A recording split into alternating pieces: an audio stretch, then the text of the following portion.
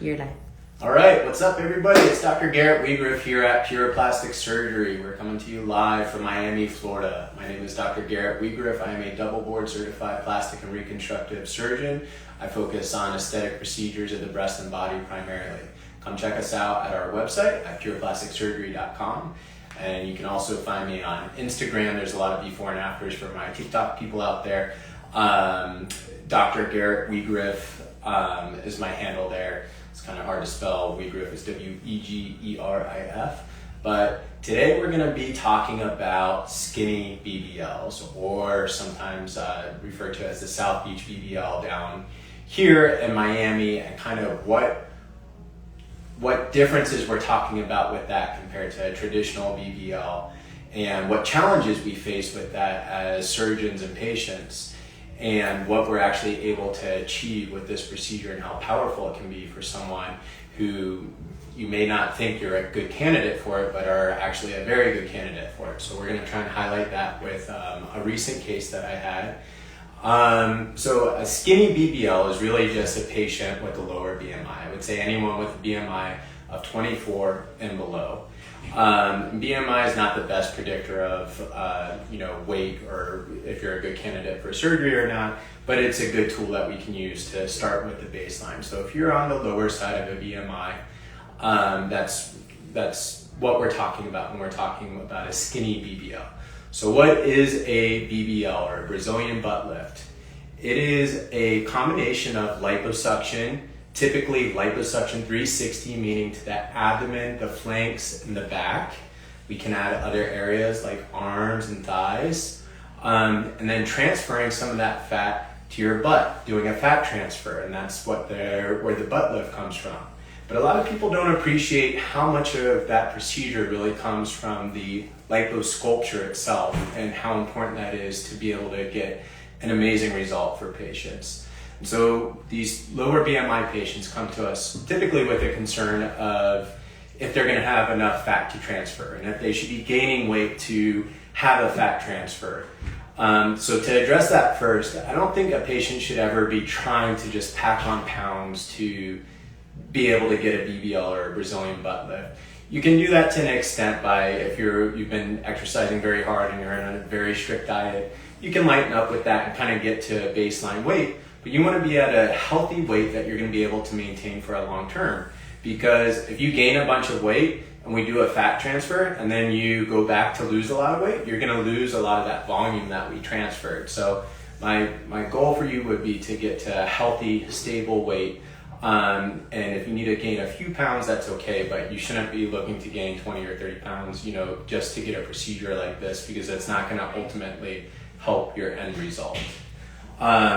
And then kind of going back to what, are you going to have enough fat to transfer? Most patients out there are going to have enough fat for us to get, first of all, enough of a result from the liposculpture itself. And then even if we're transferring a smaller amount of fat than we would like to, you're still going to get a nice result from doing very targeted, precise fat grafting, focusing on areas like the hip dips, and then just a little bit of projection to get you a nice natural result. So these patients aren't the ones that are going to be able to have a super dramatic, huge, exaggerated buttocks at the end of this, but we're able to enhance your natural beauty and your natural curves and get you a great result that looks really good. So we're going to kind of highlight with this patient.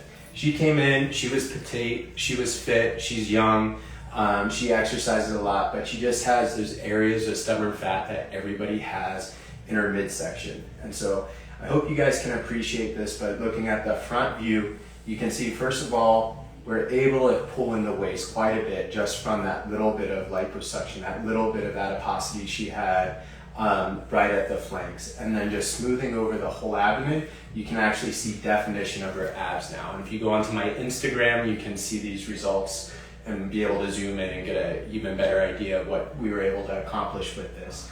But this is just from, the majority of this change in shape is from the liposuction, and then with a small amount of fat added to the hip dips to round out the hips and give her that rounded appearance. But that changes the ratio of the waist to the hips, to give you that hourglass appearance that everybody's always looking for with this procedure. And again, very natural, very subtle. You wouldn't suspect much from this patient if you saw her walking around.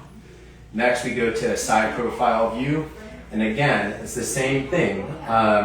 We're just thinning out the thin layer of fat that she had to begin with in the subcutaneous plane, and from the front, but also from the back, and specifically the love handle area is the area where we get a lot of shape.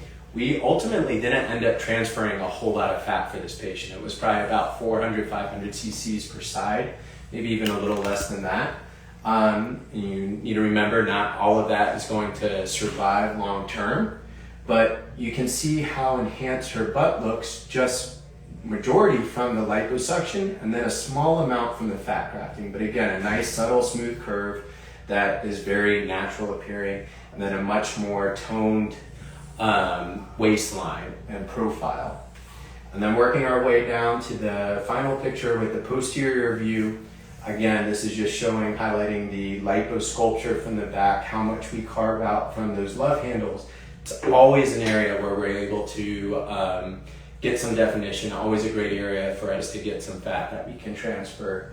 And again, rounding out the hip dips just a little bit, and then just a little bit to the center for some more projection. One of the other challenges with the Skinny BBL is how much are we going to be able to inject? Because even if your goal is to have, a pretty dramatic change and we are able to get enough fat from different parts of your body to accomplish that, it ultimately comes down to how much your skin is going to expand or pop, as we like to say, to how much fat is it's going to accept, because there's a limit to that, and it's one of those things that's a little harder to predict. We can do some things like pre-tunneling to help open up that space and allow more of a change, but for the very petite girls, you're not going to be able to get a huge dramatic change, but you're going to be able to get a nice subtle change that gives a very natural, beautiful result. That's what we're really looking for with this procedure, the Skinny BBL.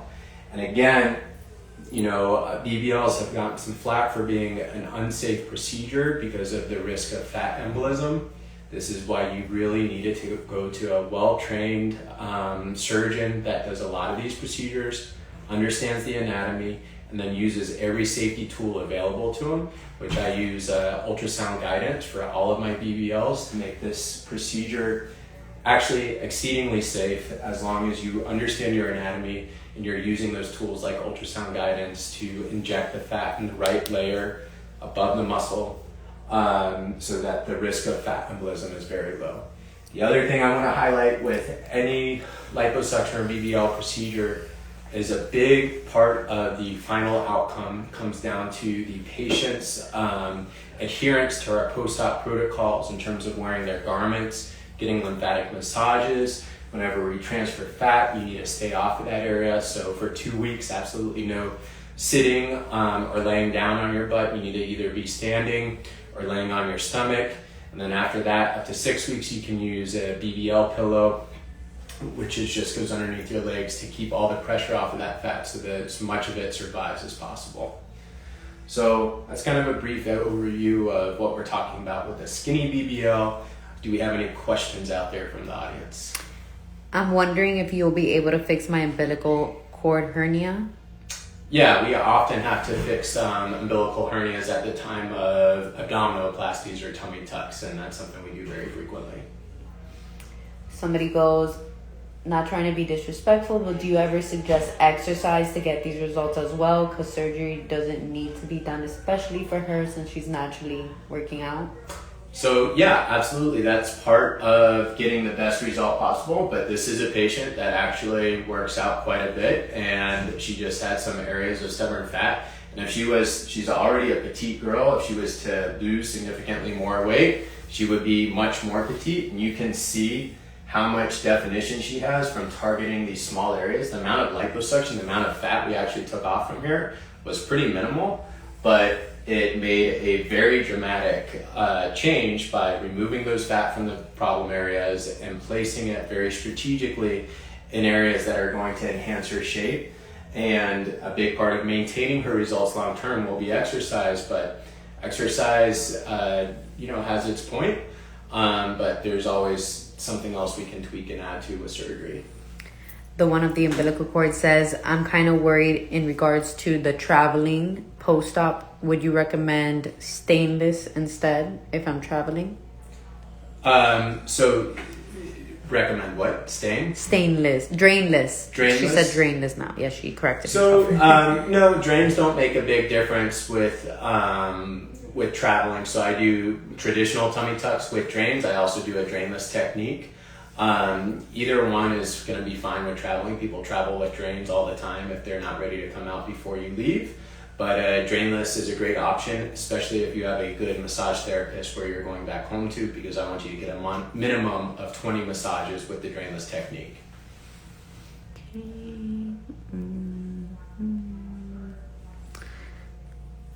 Somebody said hello to my future doctor. Hello. That she's going to get a tummy tuck with you. Awesome. Can't wait. All right. Well, everybody, thank you for tuning in. Please let us know if you have any questions. Again, I'm Dr. Garrett Wegerif here at Pure Plastic Surgery in Miami, Florida. Come check us out at pureplasticsurgery.com. Let us know any further questions you have. You can start the consultation process there, and we look forward to meeting you. And I will see you next week for Thursday Thoughts.